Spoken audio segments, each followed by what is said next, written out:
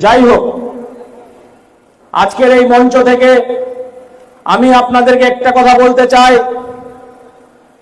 যে আপনাদেরকে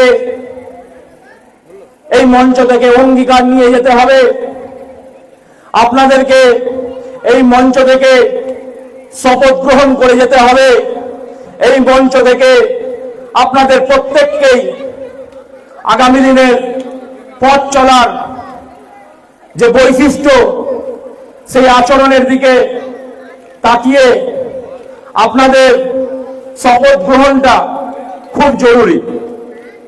আপনাদেরকে শপথ গ্রহণ করতে হবে যে আগামী দিনে বিজেপিকে ভোট দিয়ে সুনীল চৌধুরী মহাশয়কে 23 তারিখে 4 নম্বর ভোটান দ্বীপে পদ্ম ফুলে ভোট দিয়ে জয়যুক্ত করতে হবে। এবং সেই দিন যে বিগত বেশ কিছু বছর ধরে আমরা এবং আমাদের অভিভাবকরা যে আশা দেখেছিলেন, ভেবেছিলেন যাতে মৃত্যু যদি হয়, বিজেপি ক্ষমতায় আসার পর যাতে মৃত্যুটা হয়,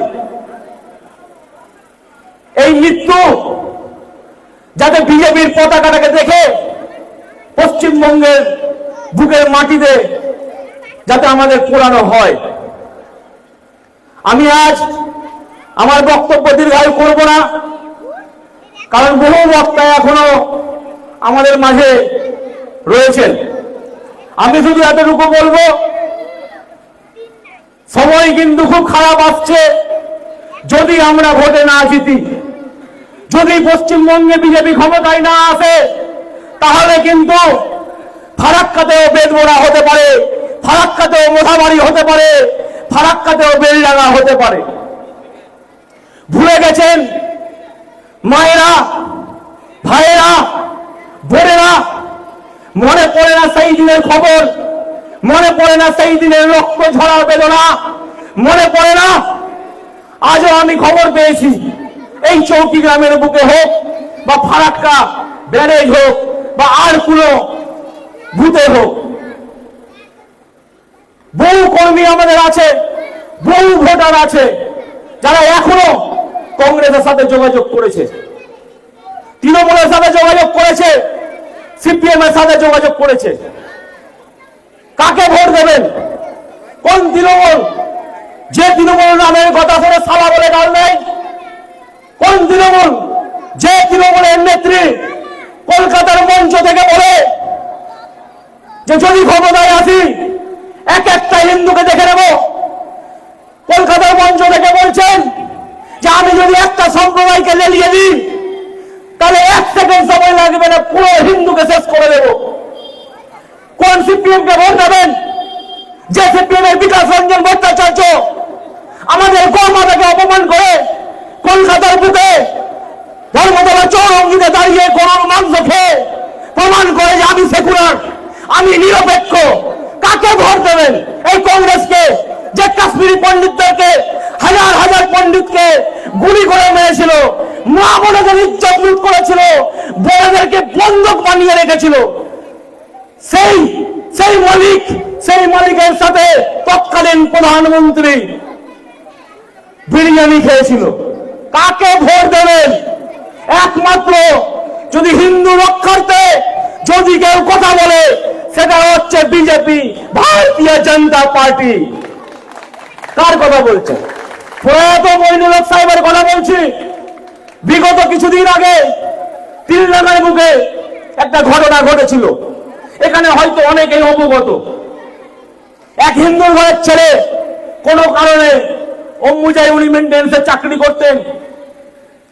মেনটেন্যান্সের চাকরি করতে করতে কোনো একদিন কোনো কারণে সেখানে মুসলিম সম্প্রদায়ের কিছু মানুষ সেখানে হয়তো নামাজ পড়তেন বা কিছু হবে, সেই জায়গায় সেই ত্রিপলটা কোনো কারণে ছিঁড়ে গেছিল বা তার সাইকেল পড়ে গিয়ে ফেটে গেছিল, তার জন্য তাকে শাস্তি দেওয়া হয়েছিল। সেই শাস্তি কি? তাকে চাকরি থেকে বরখাস্ত করা হয়েছিল। তাকে চাকরি থেকে বরখাস্ত করা হয়েছিল। শুধু তাই নয়, তার পরিবার সহ তাকে ঘর ছাড়া হতে হয়েছে। শুধু ঘর ছাড়া নয়, তাকে ফারাক্কা ছাড়তে হয়েছে। ভাবুন কোন কংগ্রেসকে ভোট দেবেন, কাকে ভোট দেবেন? ভোট দেওয়ার মতো যদি থাকে তাহলে একমাত্র ভারতীয় জনতা পার্টি। আমি কথা দিচ্ছি, সুনীল চৌধুরী মহাশয় 4 তারিখে জিতছেন, জেতার পর সেই ছেলেকে খুঁজে নিয়ে আসবো আমরা আমাদের পার্টির তরফ থেকে, তাকে নিয়ে আসবো আর তিল লড়াই ওকে বরণ করবো আর বলবো তুই এই ঘরে থাক। যদি কিছু হয় দেখবে আমাদের নেতা দাঁড়িয়ে আছে, দেখবে তৎকালীন সেই সময় সেই আমাদের বিধায়ক সুনীল চৌধুরী মহাশয় গিয়ে তার সামনে তার পাশে গিয়ে দাঁড়াবে। এইরকম অত্যাচারী মানুষদের পাশে আমরা দাঁড়াবো, আমাদের সংকল্প আছে। ফারাক্কা এরিয়াটাকে, এনটিপিসি মোড় এরিয়াটাকে যানজট মুক্ত করব। কারণ বহু বাচ্চা, বেশিরভাগ বাচ্চাদের স্কুল কিন্তু এনটিপিসি মোড় খয়রাকাইতে। বাচ্চা যখন যায় বাড়ি থেকে, মায়েদের আতঙ্কের সৃষ্টি হয় যে বাচ্চাটা আমার ঠিকভাবে বাড়ি ফিরবে কিনা, বাচ্চাটা আমাদের ঠিকভাবে বাড়ি ফিরবে কিনা। ফারাক্কার মানুষকে ছাই থেকে মুক্ত দেবে আমাদের সুনীল চৌধুরী মহাশয় তার সংকল্প পত্রে লিখে রেখেছেন। আমাদের যে যুবক ছেলেরা আছে তাদের বলি যে ফিরহাদ হাকিম কলকাতার মেয়র, উনি বলেছিলেন যে ইনশাআল্লাহ এমন একটা দিন আসবে যে বাংলার প্রতিটা মানুষ উর্দু বলবে। বলুন, আমরা কাউকে এইভাবে বলি যে আপনারা আমাদের ধর্মে আসুন, আমরা বলি না। উনি বলেছিলেন যে একটা এমন সময় আসবে যে আমি দাওয়াত দিব সব হিন্দুকে যে আমাদের মুসলিম ধর্ম গ্রহণ করবে। উনি বলেছিলেন কলকাতার বুকে যে হামারা ইহাঁ ভি এক মিনি পাকিস্তান হ্যায়। ভালো লাগছে আমাদেরকে শুনতে, দিন খুব খারাপ। তাদের চিন্তা ভাবনাটাকে ভাবুন। প্রত্যেক মায়েদের বলি যে আপনারা কিন্তু 1,500 জন্য ভুলে যাবেন না। আপনাদের সিঁদুর, আপনাদের শাখা, আপনাদের ছেলে, আপনাদের স্বামীকে কিন্তু রক্ষা করবে এই বিজেপি। তাছাড়া কিন্তু কেউ নেই। আপনারা মাতৃশক্তি আর যুব শক্তি যদি জেগে যায় তাহলে এই বাংলার মুখ্যমন্ত্রীকে 14 তলা থেকে নামাতে কেউ থামতে পারবে না। আমি আরো বলি, মোদীজি বলেছেন যে আগামী দিনে 1 লাখ যুবক ছেলেকে পার্টিতে নিয়ে আসবো। উনি একজন চাওয়ালা, উনিও চান যে গরিব হয়ে মানুষ, সাধারণ মানুষের দেশের সেবা করুক। তাই প্রত্যেক যুবক ছেলেকে বলছি, তোমরা হয় এগিয়ে আসো, তোমরা দলের জন্য কাজ করো। 500 টাকায় বিক্রি হয়ে যেও না, তোমরা তোমাদের শিরদাঁড়া বিক্রি করে দিও না, তোমরা তোমাদের শিরদাঁড়াটাকে সোজা করে রেখো।